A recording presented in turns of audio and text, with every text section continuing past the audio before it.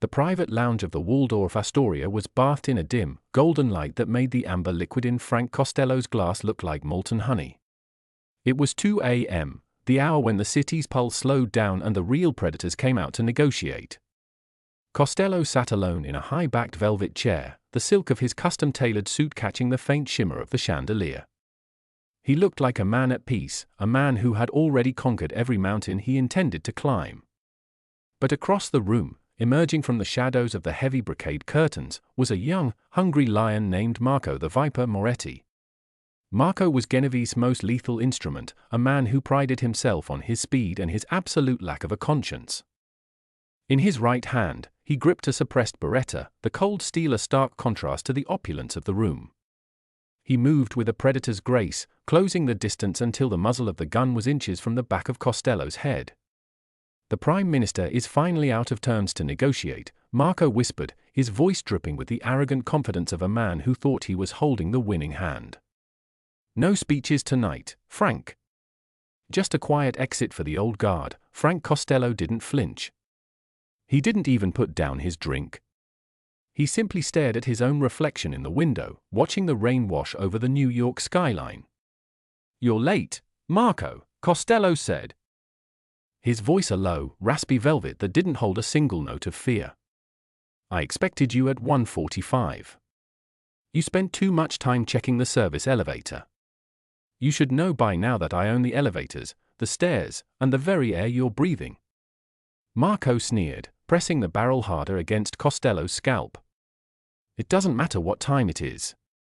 What matters is that I have the lead, and you have the grave.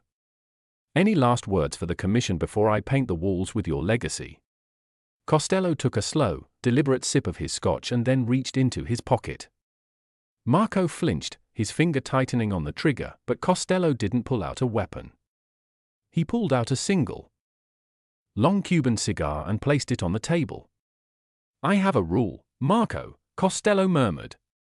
"I never watch a man fail while I'm sober, and I never leave a room without lighting a victory cigar.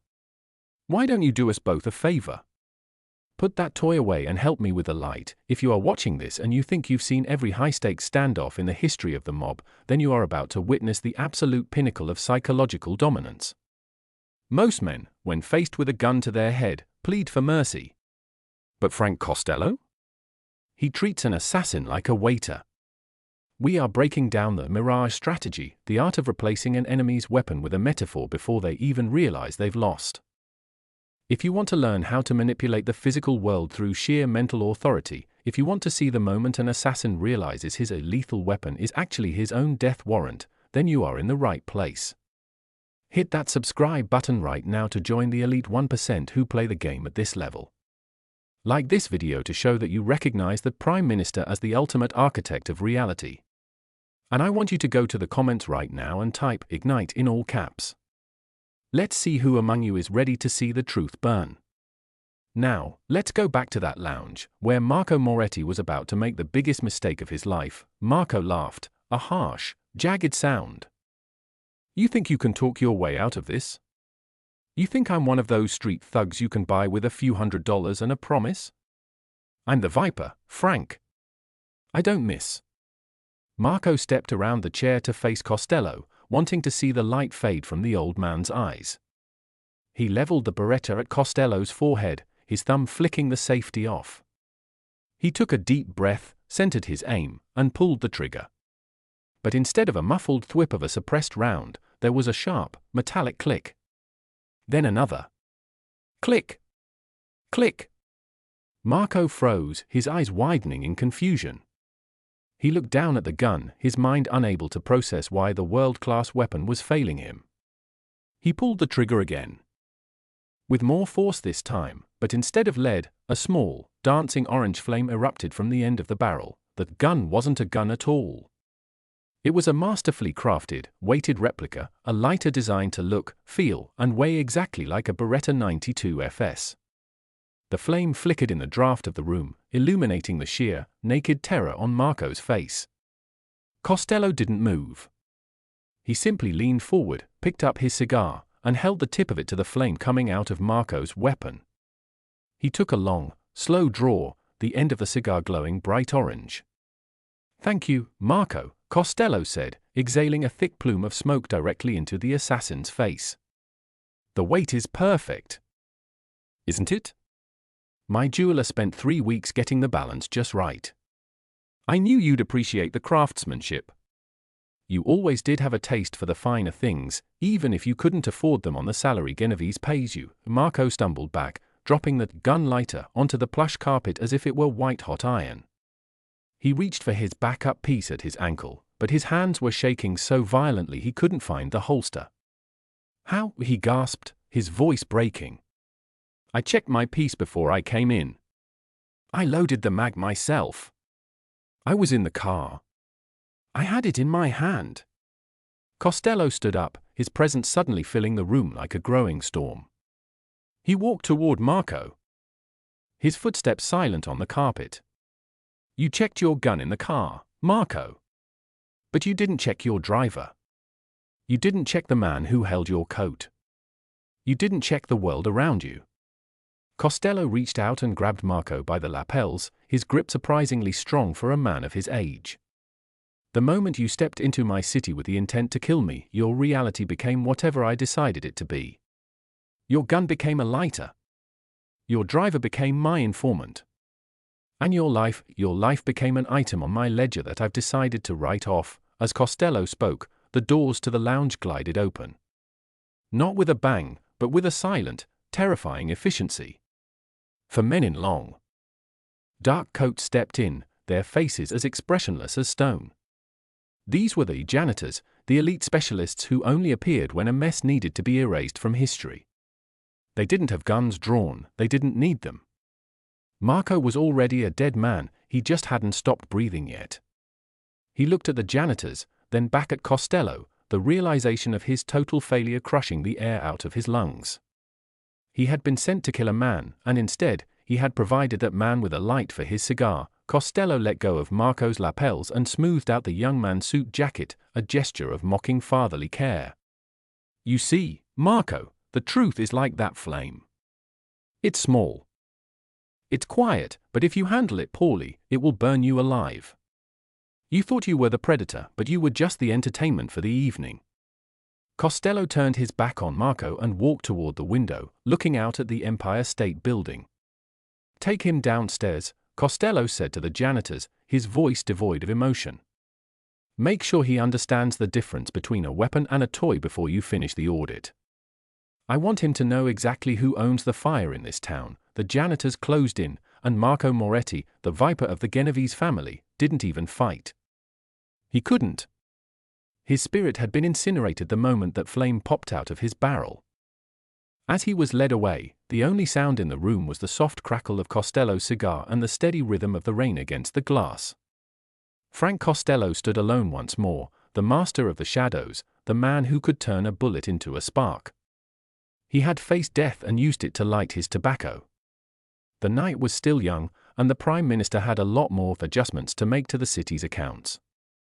The silence of the Waldorf Astoria was broken only by the muffled, frantic scraping of Marco's shoes against the marble floor as the janitors dragged him toward the service elevator.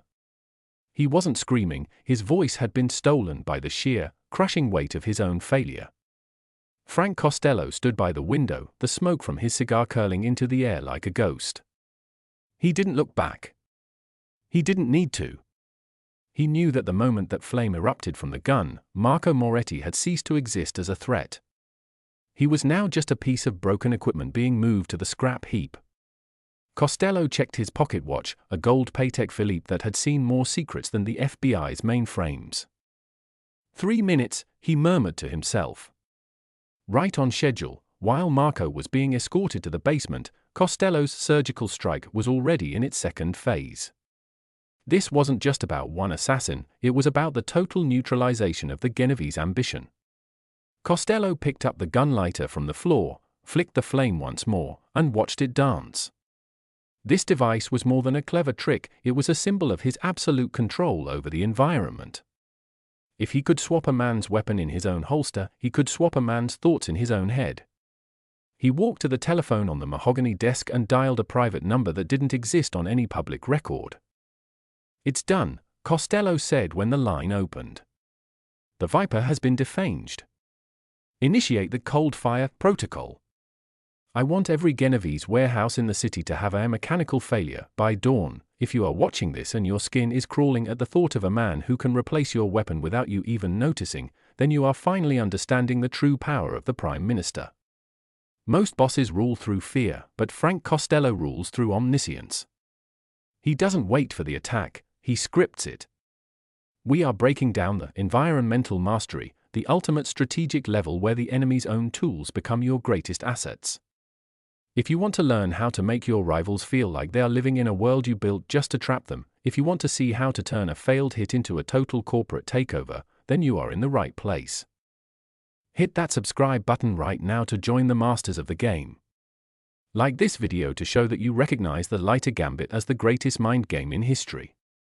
And I want you to go to the comments right now and type "U dominance" in all caps. Let's see who among you is ready to own the room. Now, let's go to the basement, where Marco Moretti was about to learn that some fires never go out. In the sub-basement of the Waldorf, far below the luxury suites and the champagne toasts, the air was cold and smelled of damp concrete and industrial oil. Marco was strapped to a chair, his eyes darting around the room. He expected to see pliers, blowtorches, or knives. Instead, he saw a table covered in documents.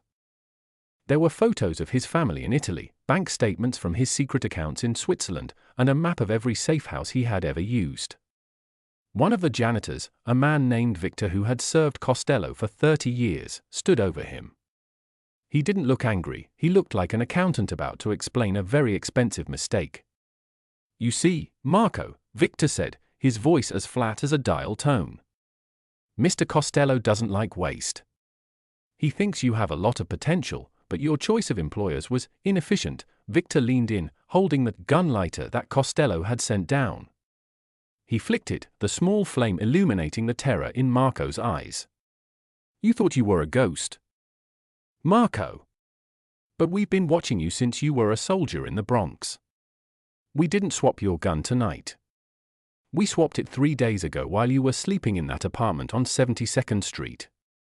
We didn't just take your bullets, we took your life." Victor placed a document in front of Marco. It was a signed confession, in Marco's own handwriting, detailing every hit he had ever performed for Vito Genovese. "You didn't write this, of course," Victor continued. "Our forgers are the best in the world. But to the NYPD and the Commission, this is your death warrant. You are now the ultimate rat, even though you haven't said a word." Marco's heart hammered against his ribs. He realized then that Costello hadn't just defeated him. He had erased his past and dictated his future. He was trapped in a reality where his own name was a weapon against him. What does he want?" Marco managed to choke out. Victor smiled, a cold, toothless expression. "He wants you to go back to Vito. He wants you to tell him that the hit was successful. He wants you to tell him that Frank Costello is dead and that you buried the body in the Atlantic. And then, you are going to be our eyes inside his house. You are going to be a ghost that actually works for us. If you refuse, this confession goes to the DA tonight, and your family in Italy, well, they'll have a very tragic accident with a faulty heater, back in the penthouse." Frank Costello was finishing his cigar. The sun was beginning to peek over the Atlantic, casting long, purple shadows across the city. He received a signal on his pager, a simple code that meant Marco had accepted the terms. The Viper was now a Trojan horse, a lethal weapon that Costello had successfully pointed back at its owner. Costello stood up, feeling the weight of the night lift from his shoulders. He hadn't fired a single shot, he hadn't broken a single bone, yet he had effectively dismantled the Genovese leadership. By tomorrow, Vito would be celebrating a victory that was actually his funeral, led by an assassin who was now a Costello puppet. The brilliance of the lighter gambit wasn't just in the swap itself. It was in the psychological devastation. Marco would never again trust his own equipment. He would never again sleep without wondering if the air he breathed was being monitored. He was a man burned alive by the truth of his own inferiority. Costello had proven that a man who owns the spark owns the fire. He had turned a potential tragedy into a masterpiece of strategic acquisition, as the city of New York began to wake up, the Prime Minister walked out of the Waldorf Astoria and into his waiting limousine. He looked at the crowds of people rushing to work, oblivious to the fact that their world had been saved from a bloody street war by a single silver lighter. Costello leaned back against the leather seat, closing his eyes for a brief moment of rest. He had played the game 3 moves ahead and ended it before the first move was even finished. The House of Costello was secure, the traitors were rebranded as assets, and the fire of the rebellion had been reduced to a small, controlled flame in the palm of his hand. The story of the Viper and the Flame became a whispered legend in the underworld, a warning to anyone who thought they could outspeed the man who controlled time itself. It taught them that Frank Costello didn't just survive, he transformed. He was the alchemist of the mafia, turning lead into fire and enemies into echoes. And as the car glided through the streets, the message was clear to anyone with the sense to hear it: in this city, you can bring all the guns you want, but unless Frank Costello gives you the light, you're just standing in the dark, waiting for the end.